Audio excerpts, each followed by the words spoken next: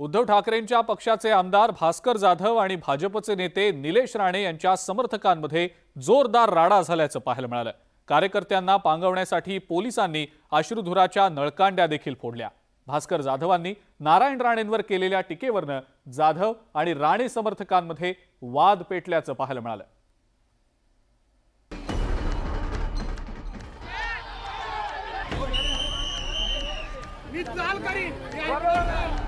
शुक्रवारी संध्याकाळी रत्नागिरीच्या चिपळूणमध्ये तुफान राडा झाला। शिवसेना उद्धव बाळासाहेब ठाकरे पक्ष आणि भाजप कार्यकर्त्यांदरम्यान दगडफेक झाली।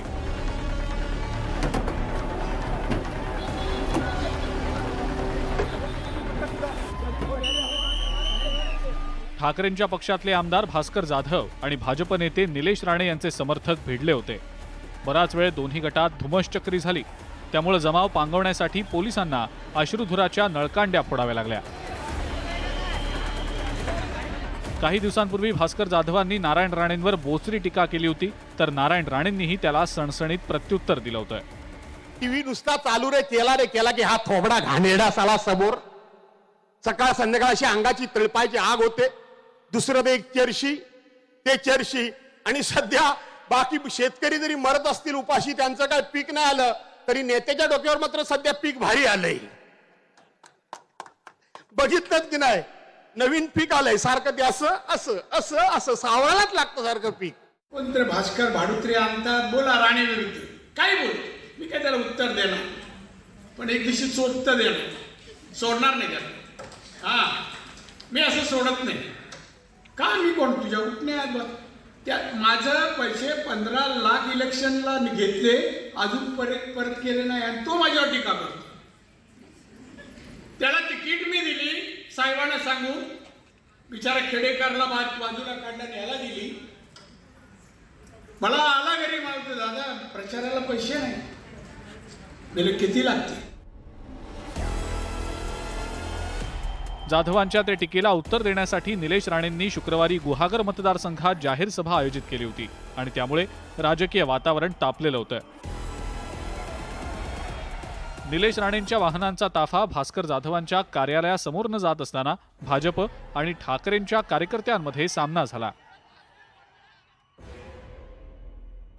दगडफेकी दरम्यान काही वाहनांच्या काचा देखील फुटल्या। मी स्वतः बाहेर आलो, मी सुद्धा आमच्या लोकांना शांत केलं आणि मी परत गेलो। मला माहित नाही त्याच वेळेला पलीकडून दगडफेक सुरू झाली, तिकडून दगडफेक सुरू झाली, तशी इकडून देखील दगडफेक सुरू झाली आहे। खरं तर पोलिसांनी दिलेल्या शब्दाप्रमाणे हे जर हाताळायला पाहिजे होतं, त्यांना रस्त्यावर मिरवणूक काढू द्यायला नको होती। अखेर मोठ्या प्रयत्नानंतर परिस्थिती नियंत्रणात आणण्यात पोलिसांना यश आलं। या राड्यानंतर एकमेकांवर आरोप प्रत्यारोपांचा सामना रंगलाय। त्याच्या बाजूला 100 मीटरची भिंत तयार झाली। कशी तयार झाली रे? त्या सगळ्या अधिकाऱ्यांना मी सांगून ठेवतो, तुम्ही सगळे अडचणीत येणार, तुम्ही सगळे अडचणीत येणार। ज्यांनी याला खतपाणी घातलंय आणि त्या गरिबांच्या स्टॉलवर लात मारलेत, तुम्हाला प्रत्येकाला मी अडचणीत आणणार। निलेश राणे या व्यासपीठावर शब्द देतो। कोकणात राजकीय वाद आणि राडा काही नवीन नाही। लोकसभा निवडणूकही तोंडावर आहे आणि त्यामुळे एकमेकांवर टीका आणि राजकीय आव्हान प्रतिआव्हानांचा सिलसिला सुरू झालाय। चिपळूणमधला हा राजकीय राडा आगामी लोकसभा निवडणुकीपूर्वीची नांदी असल्याची कोकणात चर्चा सुरू आहे। Bureau report, news 18 Lokmat. Shiv Sena Thackeray गटाच्या अधिवेशनामध्ये कशा प्रकारे ठराव केले जायचे याबाबत खासदार राहुल शेवाळे यांनी एक गौप्यस्फोट केलेला आहे। बाळासाहेब ठाकरे यांच्या पक्ष घटनेनुसार काम केलं जात नव्हतं असा आरोप सुद्धा त्यांनी यावेळेला केला।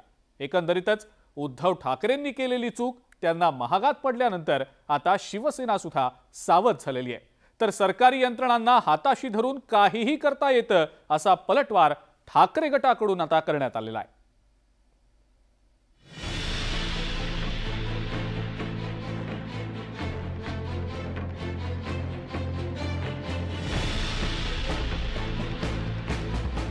निवडणूक आयोगाच्या निकालानुसार शिवसेना पक्ष आणि धनुष्यबाण हे चिन्ह मुख्यमंत्री एकनाथ शिंदे यांना मिळालं, पण ते गमावण्याची वेळ उद्धव ठाकरेंवर का आली त्याबाबत खासदार राहुल शेवाळेंनी गौप्यस्फोट केलाय.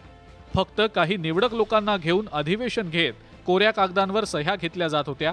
त्यानंतर आपल्याला हवा तसा ठराव केला जायचा असं सांगून राहुल शेवाळेंनी खळबळ उडवून दिली आहे. तसंच कोल्हापूरमधल्या अधिवेशनातील नोंद निवडणूक आयोगाला देणार असल्याची माहिती सुद्धा राहुल शेवाळेंनी दिलेली आहे. आपण बघाल की जे 1998-99चं जे संविधान कॉन्स्टिट्यूशन माननीय हिंदू हृदय सम्राट शिवसेना प्रमुख बाळासाहेब ठाकरे यांनी जे कॉन्स्टिट्यूशन बनवलं होतं आणि त्याचं सबमिशन इलेक्शन कमिशनमध्ये झालं होतं आणि त्याच्यानंतर जेवढे अधिवेशन झाले त्या अधिवेशनामध्ये इलेक्शन कमिशनकडे सबमिशनच झालं नाही आहे. विधानसभा अध्यक्षांकडची सुनावणी असो किंवा निवडणूक आयोगानं घेतलेली सुनावणी, दोन्हीकडे उद्धव ठाकरेंनी कायदेतज्ञांची मोठी फौज उभी केली होती. तरी सुद्धा पक्ष आणि चिन्ह वाचवण्यात त्यांना अपयश आलं. परिणामी उद्धव ठाकरेंनी केलेली चूक आपण करायची नाही असाच धडा शिवसेनेनं घेतलेला आहे. त्यामुळे ह्या अधिवेशनाला महत्त्व आहे, कारण ज्यामुळे जो निकाल लागलेला आहे त्यामुळे ह्या अधिवेशनाच्या नॉर्म्समुळेच लागलेलं आहे. पूर्वीच्या अधिवेशनाच्या मध्ये प्रोसिजर फॉलो न केल्यामुळे जे निकाल लागलेत माननीय मुख्यमंत्री एकनाथ शिंदे साहेबांच्या बाजूने ते ह्या पूर्वीच्या अधिवेशनाच्या कमतरतेमुळे, चुकांमुळेच. राहुल शेवाळेंनी केलेला गौप्यस्फोट म्हणजे फुसकाबार असल्याचा टोला शिवसेना ठाकरे गटानं लगावलाय.